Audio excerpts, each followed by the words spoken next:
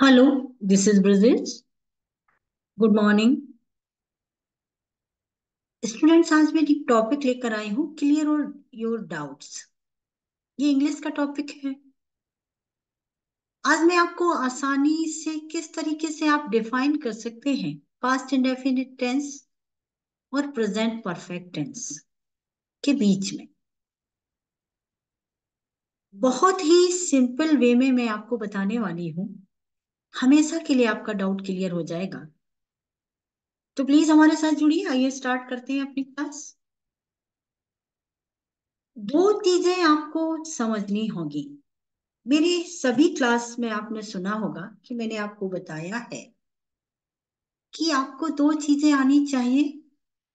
एक तो formation sentence का आना चाहिए। दूसरी बात यह है कि सेंटेंस की मीनिंग लगाना आपकी आदत में शुमार होना चाहिए। If you are habitual to make the meaning of the sentence, it going to help you a lot. Another thing is that you should identify. What you have to identify? What is the subject in your sentence? What is the verb in your sentence? And which kind of sentence you are using in your sentence. अगर मैं हिंदी में आपको बताऊं तो सबसे पहले आप ये देखिए कि आपके सेंटेंस का सब्जेक्ट क्या है। क्या वो एक वचन है या बहुवचन है?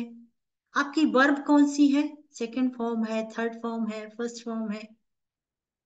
इसके अकॉर्डिंग आप सेंटेंस के फॉर्मेशन को समझिए।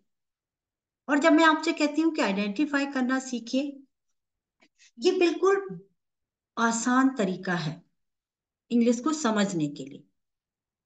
जिस तरीके से आप अपने रिलेटिव्स को पहचानते हैं कि ये हमारे मैटरनल अंकल हैं, ये हमारे पैटर्नल अंकल हैं, माने पापा की फैमिली से रिलेटेड कौन है, मम्मी की फैमिली से रिलेटेड कौन है, कौन चाचा है, कौन मामा है, कौन दादाजी हैं।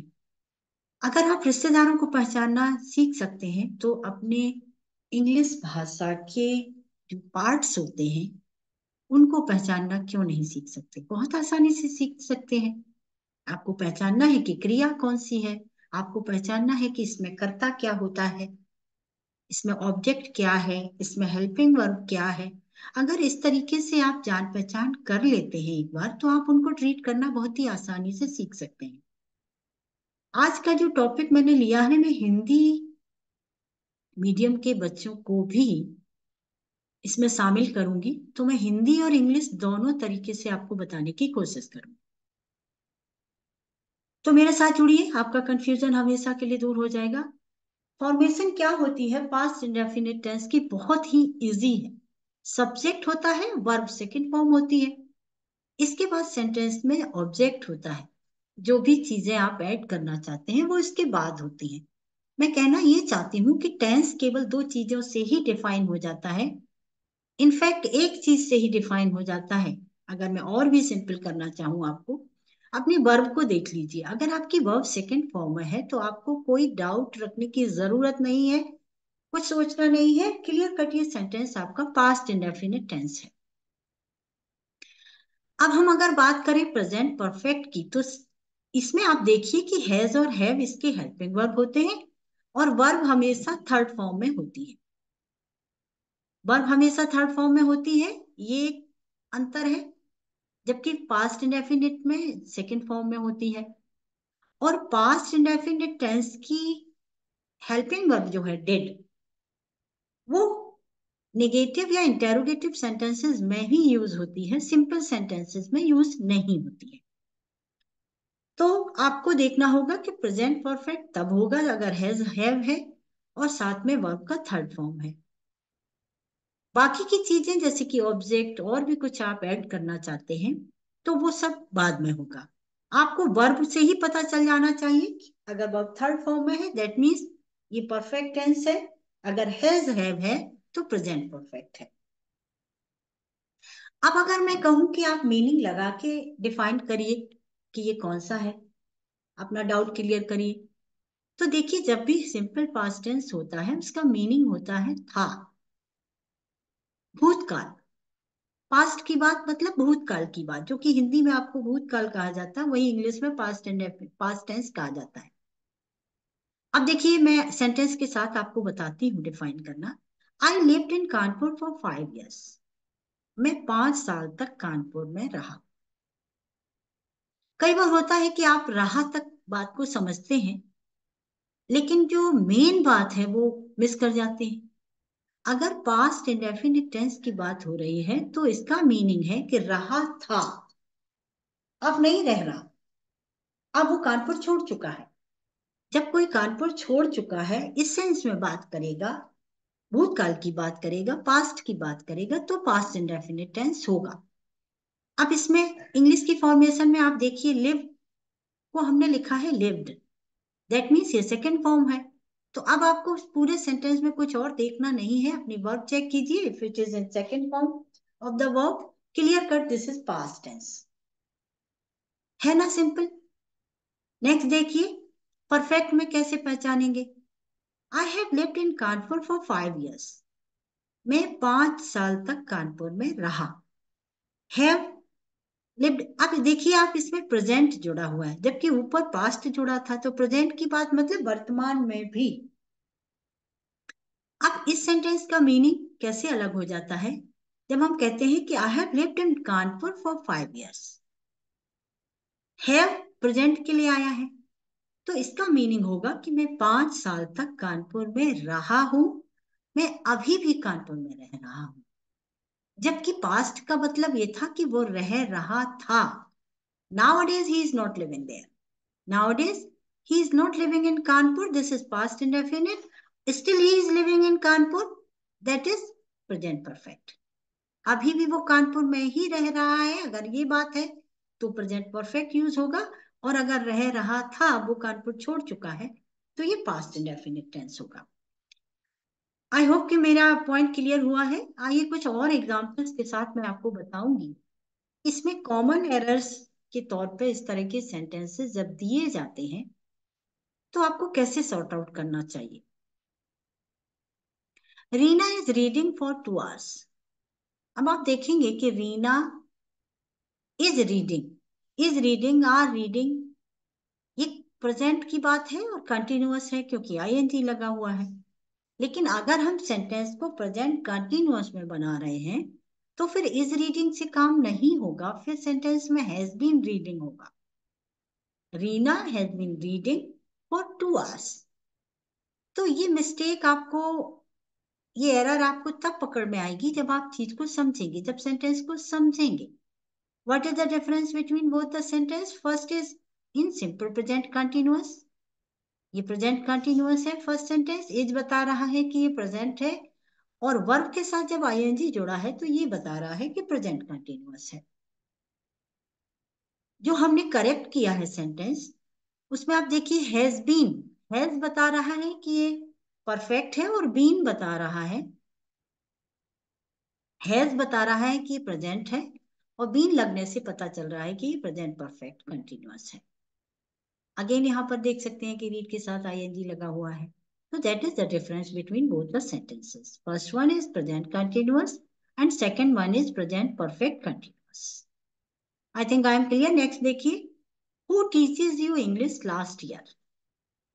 होता क्या है कि एग्जामिनर्स आपको कंफ्यूज करने के लिए, आपके अंदर डाउट क्रिएट हो जाए, कंफ्यूजन क्रिएट हो जाए, कुछ शब्द इस तरह के सेंटेंसेस में जोड़ते हैं जो कि आपको परेशान कर देते हैं। अब देख सकते हैं आप, टीचर्स लिखा हुआ है, वो फर्स्ट फॉर्म के साथ इन्होंने ईएस लगाया है, दैट मीन्स ये सिंपल प्रेजेंट टेंस है, लेकिन साथ में इन्होंने लास्ट ईयर दिया हुआ है, जो आपको कंफ्यूज कर देगा कि अब तो पास्ट की बात हो रही है, प्रेजेंट और पास्ट एक साथ कैसे हो सकते हैं। आपको क्या चाहिए, सारी चीजें छोड़िए, focus on the verb of the sentence. आपका फोकस होना चाहिए कि सेंटेंस की वर्ब क्या है, मतलब क्रिया क्या है, और उसके फॉर्म को चेक कीजिए। अगर उन्होंने टीचर्स लिखा हुआ है तो लास्ट ईयर नहीं होगा, और अगर लास्ट ईयर है तो टीचर्स नहीं होगा। अब मैं आपको एक और तरीका बताती हूँ। यहाँ पर होता क्या है कि मिस्टेक, वो आपसे करेक्शन चाहते हैं टेंस में, और टेंस करेक्ट कैसे होता है? क्रिया के माध्यम से। तो हम लास्ट ईयर चेंज नहीं कर सकते, हमें चेंज करना होगा अपनी वर्ब को, क्रिया को, जो कि है टीचेस। तो now how will correct your sentence? Who taught you English last year? Who taught you, teach को जब हम second form of the verb taught में कन्वर्ट कर देते हैं, दैट मीन्स ये सेंटेंस अब पास्ट टेंस में हो गया। तो यहां पर आपका सेंटेंस होगा who taught you English last year. Next देख लेते हैं, mister Gupta has return from Delhi yesterday. यहां पर आप वर्ब देखिए, थर्ड फॉर्म है और हैज का यूज हुआ है। That means this is present perfect है, ये सेंटेंस प्रेजेंट परफेक्ट में है। लेकिन वो कहना ये चाहता है कि मिस्टर गुप्ता कल लौटे थे। तो यहां पर हमें प्रेजेंट परफेक्ट की जरूरत ही नहीं, लौटे थे मतलब वो आ चुके हैं वापस। अब यहाँ इसका प्रेजेंट से कोई लेना देना नहीं है, दैट मीन्स वो अपनी यात्रा कंप्लीट कर चुके हैं कल ही। तो ये सेंटेंस होगा पास्ट में। आप इसको कैसे करेक्ट करेंगे? मिस्टर गुप्ता रिटर्न, देखिए second form of the verb, return जो वर्ब है उसमें ईडी ऐड हुआ है, ये second form of the verb है। Mister Gupta return from Delhi yesterday. यहां पर हमें प्रेजेंट परफेक्ट यूज करने की जरूरत नहीं है। अगर हम प्रेजेंट परफेक्ट यूज करते हैं तो ये सेंटेंस हमारा गलत होगा, इनकरेक्ट होगा। सो only you have to change the verb second form of the verb. That way we have to correct our sentence. Mr. Gupta returned from Delhi yesterday. Next देखिए, I have passed my exam in 2020. Somebody is telling you कि उसने अपना exam 2020 में पास किया था। Same बात है, किया था, पास्ड है, यहां पर लिखा हुआ है PASSED, पास्ट। पास होती है आपकी वर्ब, ईडी ऐड किया है, दैट मीन्स ये second form of the verb है। और आप देख सकते हैं इन्होंने हैव ऐड कर दिया है, जो कि सेंटेंस को गलत कर रहा है। यहां पर हैव का यूज नहीं होगा, क्लियर कट, ये सिंपल तरीके से पास्ट इंडेफिनिट टेंस का सेंटेंस है, भूतकाल की बात है। तो ये सेंटेंस होगा I passed my exam in 2020। Verb में ओनली आपको ईडी ऐड करना होगा, आपका सेंटेंस करेक्ट होगा। हैव लगाने से मीनिंग बदल जाएगा। नेक्स्ट देखिए, I have just taken my breakfast. I have just taken my breakfast, मैंने अभी अभी अपना ब्रेकफास्ट लिया। I just took my breakfast, ये पास्ट टेंस में हो जाएगा सेंटेंस। यहां पर हमें प्रेजेंट परफेक्ट की बजाय पास्ट, सिंपल पास्ट सेंटेंस में बनाना चाहिए। I just took my breakfast, मैंने अभी अपना ब्रेकफास्ट लिया। Who did you call yesterday? Who did you call yesterday, कल आपको किसने कॉल किया था? यहां पर देख सकते हैं आपकी डिड लगाया गया है, जो कि हम इंटेरोगेटिव सेंटेंस में या निगेटिव सेंटेंसेस में लगाते हैं। अब हमें ये देखना चाहिए कि क्या इस डिड की जरूरत है। सेंटेंस का अगर हम मीनिंग लगाएं तो मीनिंग है who did you call yesterday, आपको कल किसने कॉल किया था, ये क्वेश्चन है। अगर हम इस सेंटेंस से डिड को हटा देते हैं तो भी हमारा सेंटेंस पास्ट में बन सकता है। तो what is the need of this did? Not required here, did is not required here, इसकी जरूरत नहीं है। What you should do, you should check your verb. Always you should correct your sentence by correcting your verb, not anything else. आपको और कुछ change नहीं करना है। आपको यस्टरडे, सपोज कोई घटना अगर कल हुई है तो आप उसको चेंज नहीं कर सकते, तो बाकी सारी चीजें एज सच रहेंगी। You have to focus on your verb only. तो सी, इन फर्स्ट फॉर्म इन्होंने यूज किया हुआ है हु डिड यू कॉल, हम इसी को सेकंड फॉर्म में कर देते हैं और हमारा सेंटेंस करेक्ट हो जाएगा।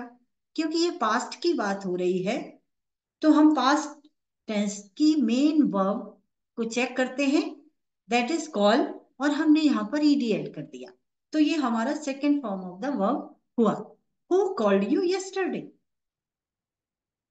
यहां से डिड हटेगा और सेंटेंस आपका करेक्ट हो जाएगा, हु कॉल्ड यू यस्टरडे।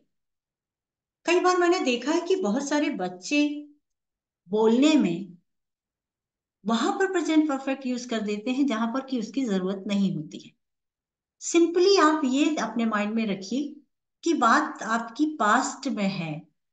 आप कन्वर्सेशन में अगर पास्ट टेंस की कोई बात करना चाहते हैं और वो काम कंप्लीट हो चुका था पास्ट में ही, अब वो जारी नहीं है, तो बिना किसी हिचक के अपने वर्ब को सेकंड फॉर्म में करिए और सेंटेंस को बोलिए। आप हमेशा करेक्ट होंगे। I called him, I taught him, I spoke to him, I slept. सबसे बड़ी बात इसमें केवल ये है कि आपको वर्ब को पहचान करना आना चाहिए कि आपकी वर्ब कहां पर है सेंटेंस में और कैसे आप चेंज करेंगे। क्लियर कट इसमें second form of the verb का यूज होता है और सेंटेंस में कुछ भी यूज नहीं होता। एक अच्छी बात इसमें और भी है कि आपको सब्जेक्ट भी नहीं देखना होता कि ये एक वचन है या बहुवचन है, single form of the subject है या प्लूरल है। सिंगुलर और प्लूरल का जो कंफ्यूजन है इस सेंटेंस में, इस टेंस में, वो भी नहीं है। तो ना तो आपको सिंगुलर देखना ना प्लूरल देखना है, आपको ओनली अपनी वर्ब चेक करने हैं और ये होनी चाहिए आपकी second form of the verb. I hope I am clear. Next हम आपके लिए कंफ्यूजन दूर करने के लिए दूसरा वीडियो लेकर आएंगे, अगला वीडियो लेकर आएंगे। तो प्लीज हमारे साथ बने रहिए, अपने दोस्तों को भी बताइए और अपने डाउट्स क्लियर करते रहिए मेरे साथ। मैं आपको शुभकामनाएं प्रेषित करती हूँ अपने एग्जाम्स के लिए। Thank you very much. मिलती हूँ मैं आपसे अपने नए वीडियो में। Thank you.